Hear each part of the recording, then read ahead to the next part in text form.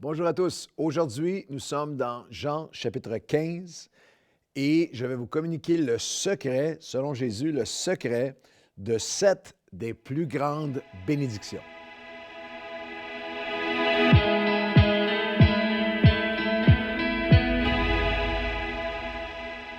Bienvenue dans Jean chapitre 15.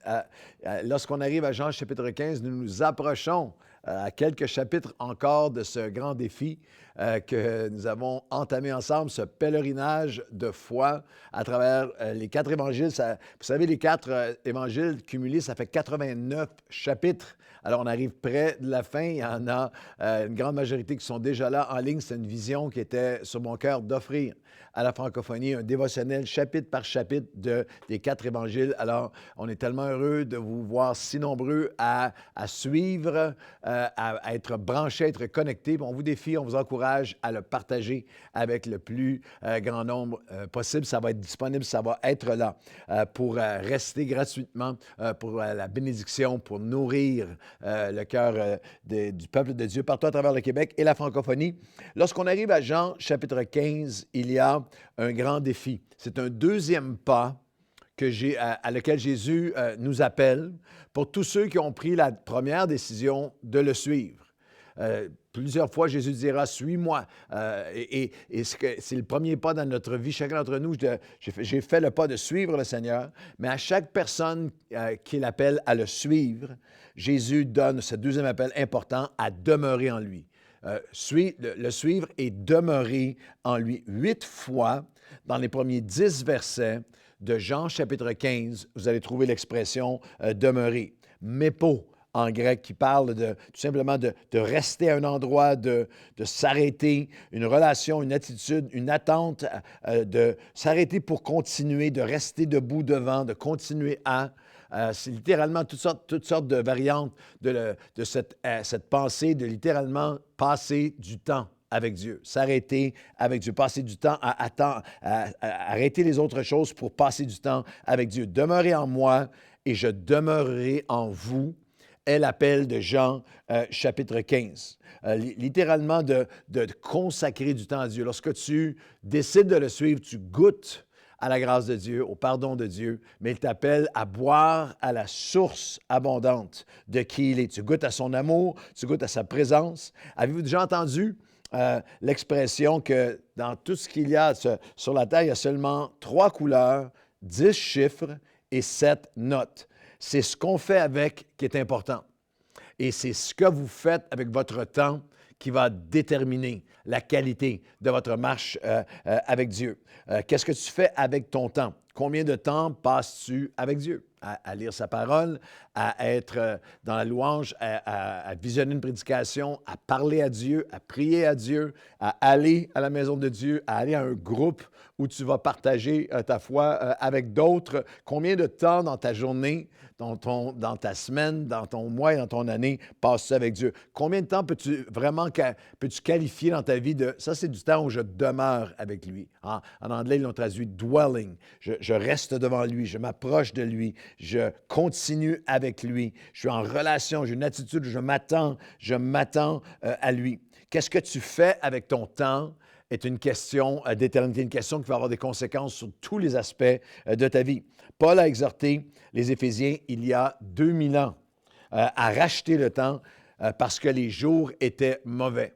Je ne pense pas qu'il y ait qui que ce soit qui va vouloir argumenter ou contredire le fait que les jours sont mauvais 2000 ans plus tard, que nous avons besoin de demeurer avec Dieu. L'apôtre Paul est très précis dans Éphésiens 5, il dit « Prenez donc garde de vous conduire avec circonspection ». Ça veut dire ça avec beaucoup de... Tu es très alerte. Éphésiens 5, 15 à 19. Et non comme des insensés. Ne sois pas écervelé spirituellement. Ne perds pas tes sens spirituellement. Il faut racheter le temps car les jours sont mauvais. Et il donnera un exemple de comment tu peux racheter le temps. Soyez au contraire remplis de l'esprit, entretenez-vous avec des psaumes. Tu vas demeurer en étant entretenant ton cœur par des psaumes, des hymnes, des cantiques spirituels, chantant, célébrant tout votre cœur les louanges du Seigneur. Une dynamique vraiment de s'entretenir, une dynamique de demeurer, d'avoir des temps de qualité pour demeurer avec Dieu. Quel est le plus grand défi ou obstacle à demeurer? C'est le temps. C'est notre temps. le coût de la bénédiction, le prix de la... On reçoit le salut par grâce, mais le coût de la bénédiction, de demeurer, c'est le temps qu'on va y mettre. C'est ce que ça coûte. Ça coûte du temps à mettre avec Dieu. Et notre cri, c'est « si j'avais plus de temps ».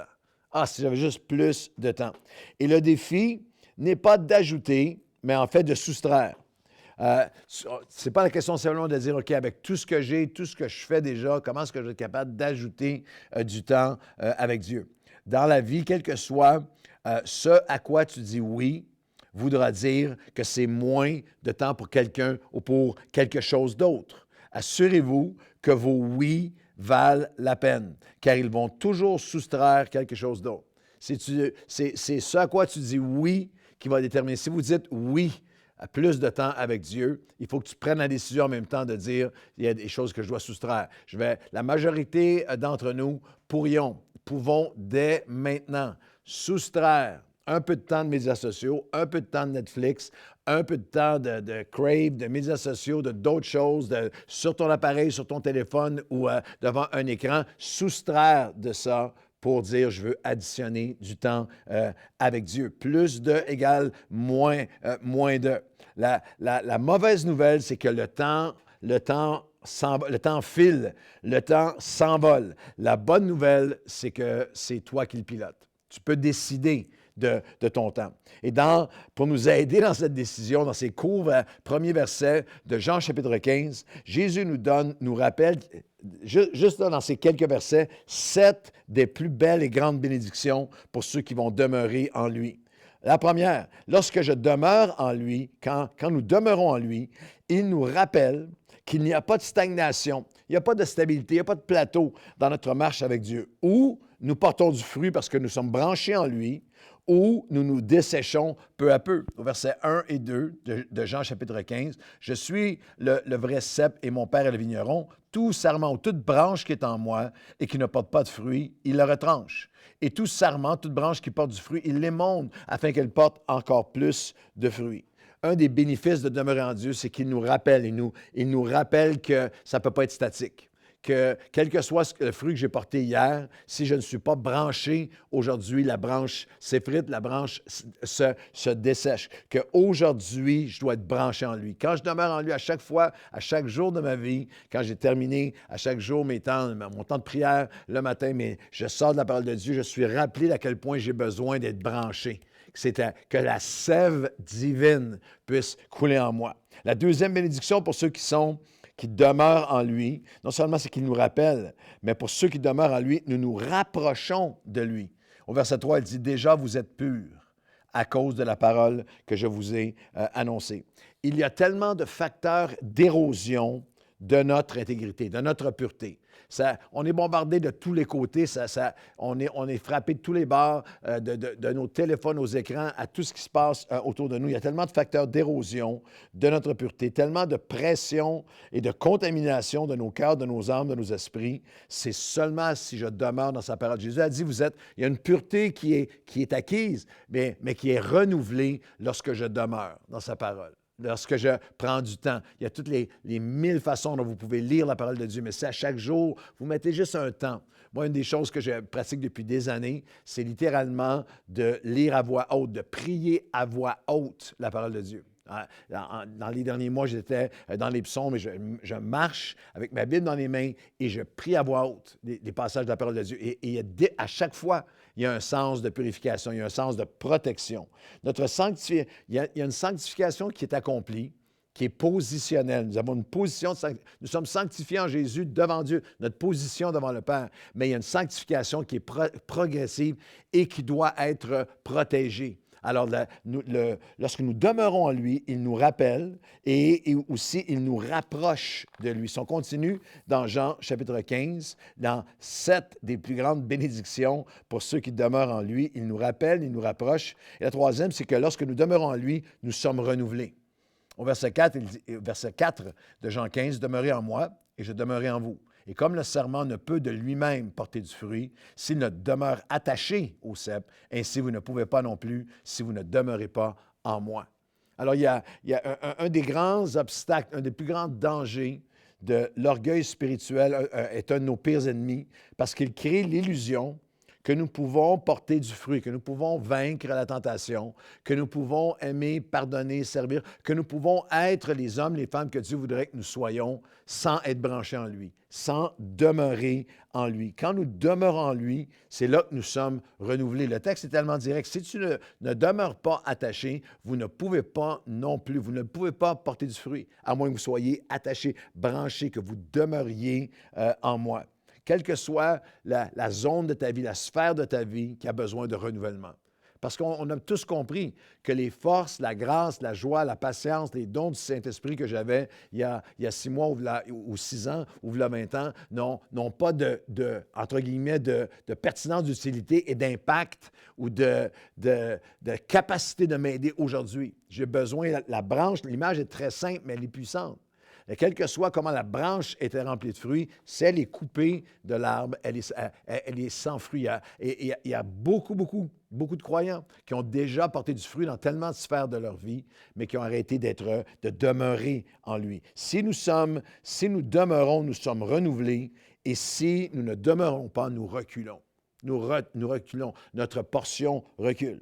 Là, c'est pourquoi nous demeurons en lui, parce que lorsque nous demeurons en lui, 4e bénédiction, nous recevons la capacité surnaturelle de reproduire. Au verset 5, « Je suis le cep et vous êtes les serments, celui qui demeure en moi et en qui je demeure porte beaucoup de fruits, car sans moi, vous ne pouvez rien faire. » Portez beaucoup de fruits.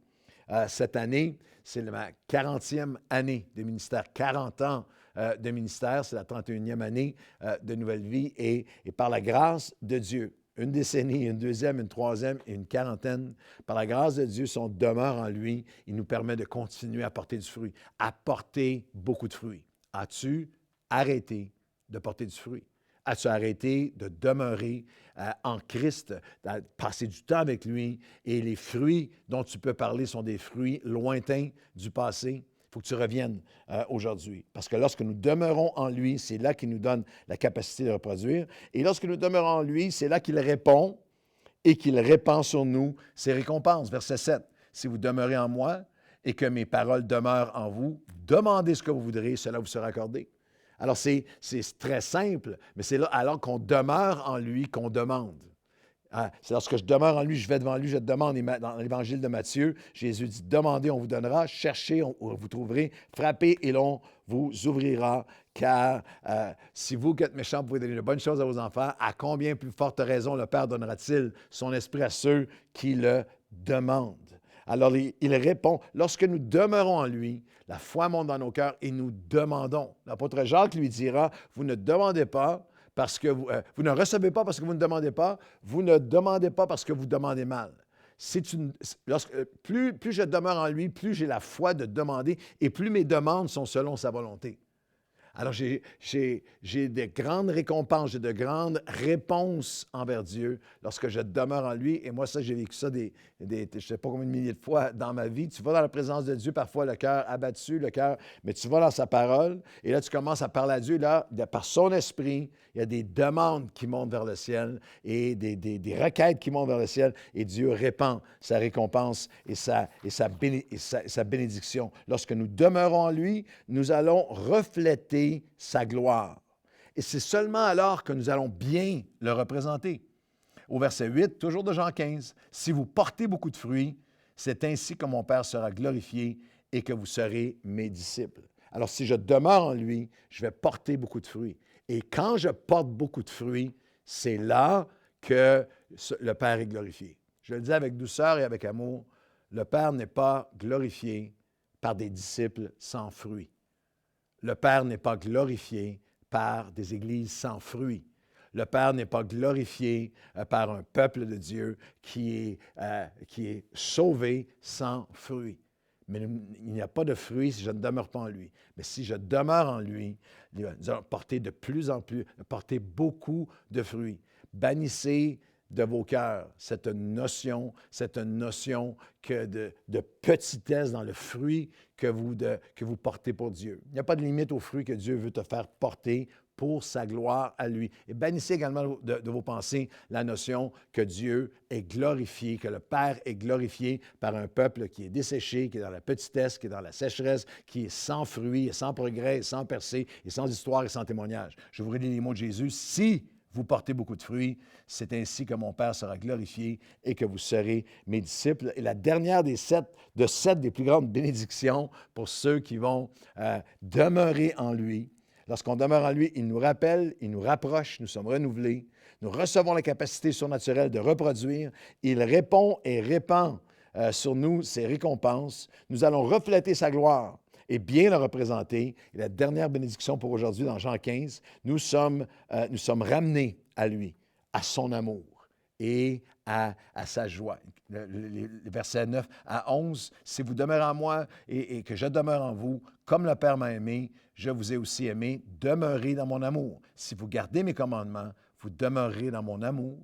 Et de même que j'ai gardé les commandements de mon Père et que je demeure dans son amour, je vous ai dit ces choses afin que ma joie soit en vous et que votre joie soit parfaite. » Je m'approche de lui, je consacre du temps à Dieu, je vais vers lui à chaque jour parce que c'est là qu'il me ramène à son cœur. C'est là qu'il me ramène, il renouvelle. L'amour de Dieu est répandu dans mon cœur par le Saint-Esprit. Et c'est là aussi qu'il me ramène à sa joie. Comme Jésus dit, comme la joie du Père est en moi, ma joie va être en vous si vous demeurez en moi. La joie n'est pas l'absence de problèmes, l'absence de défis, l'absence de combats, l'absence d'épreuves ou l'absence même de deuil ou de tristesse. La joie est un fruit de l'Esprit de Dieu. Et après plus de 40 ans à marcher avec lui, c'est surnaturel, mais nous pouvons être dans des épreuves horribles où notre cœur est en lambeaux et venir dans la présence de Dieu et il y a un sens de sa joie, de sa force, de son amour qui nous renouvelle. Alors, dans cette dernière minute, je veux t'appeler à revenir, à demeurer. Tu as décidé de le suivre, il faut demeurer. Si tu demeures en lui, il demeure en toi. Ces 7 bénédictions sont là pour toi. Comment on fait ça, Pasteur Claude, en 1 minute? Il y a juste quelques pas très simples, mais que tu peux appliquer dès aujourd'hui. Ça prend une décision. Je décide aujourd'hui de soustraire autre chose, de soustraire du temps pour autre chose pour demeurer en lui. Il y a une dynamique de discipline et de détermination.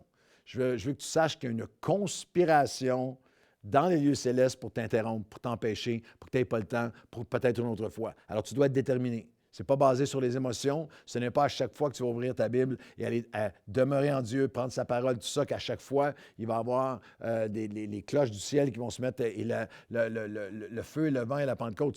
Ce n'est pas du tout dépendant de comment je me... Il n'y a aucune promesse de Dieu qui dépend de ce que je ressens. Mais je viens devant lui, je lui offre du temps, il y a une détermination, il y a une décision qui est prise, et là, tu vas entrer dans de la décision, de la discipline et de la détermination. Il y a un délice qui prend place. Il y a un délice, il y a une force qui est communiquée, et tu te diriges pas à pas vers la destinée de Dieu et aussi vers ta destinée éternelle. Si tu as décidé de suivre Jésus, entends sa voix aujourd'hui qui te dit, maintenant, viens demeurer en moi. Bonne journée à tous.